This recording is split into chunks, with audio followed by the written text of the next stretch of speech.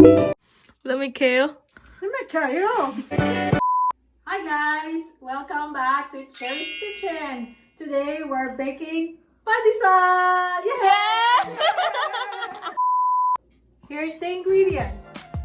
Flour, milk, butter, sugar, breadcrumbs, eggs, salt, yeast, and water. First, we're gonna put our yeast into the water and stir it and leave it for 10 minutes.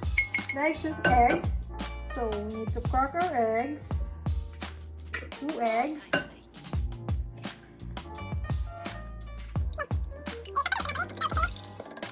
And then butter. So put it together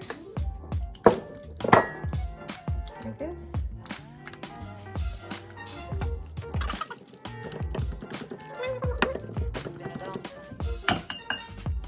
Okay, and we can add our milk and stir it again.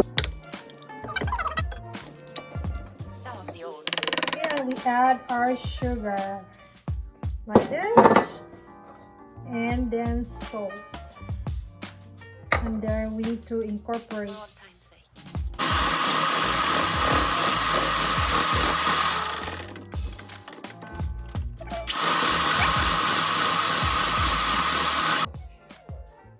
We make a hole so we can put our yeast over here. So you need to put inside. So you just need to put 2 cups of flour and make a hole and put your yeast inside. So this is the other half of the flour. So and we start stirring. And then we need to stir it using electric mixer. Okay, and then we need to put our milk mixture in and slowly stir it like this. Okay?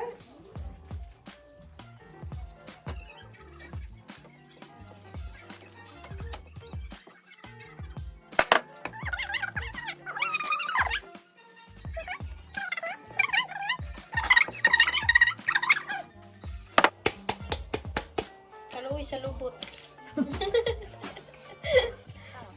Ang naglubot niyo. Okay.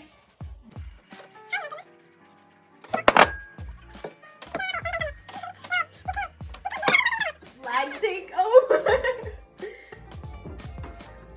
Massage lang. Massage lang. Ano ito gano'n sa kanya massage? Excuse me.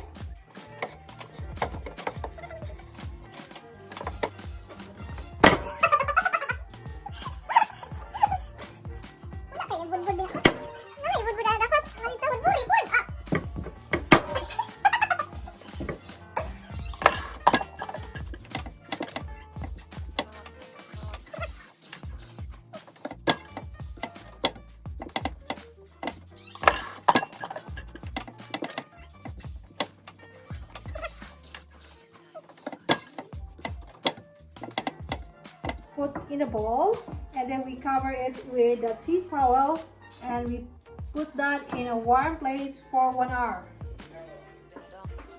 Hour later. After an hour, this is our dough now. So it's double its size. So we need to make like a ball. You need to make a ball like this. And you need to put a little bit of grease to your baking dish. So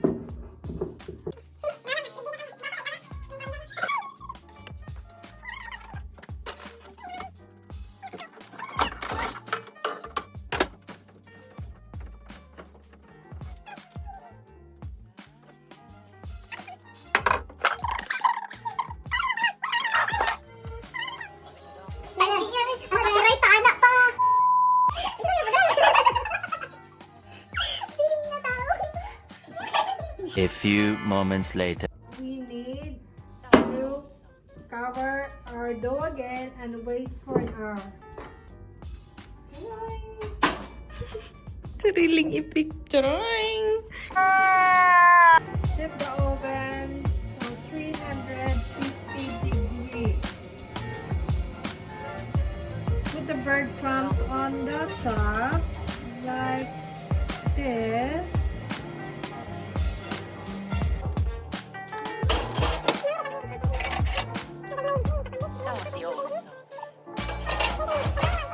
One eternity later.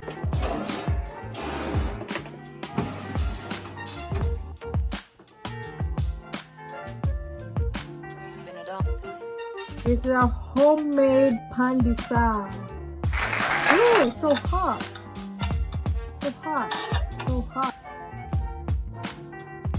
Some of the old songs. Kami kayo. Please like, share, and subscribe. Hit the notification bell.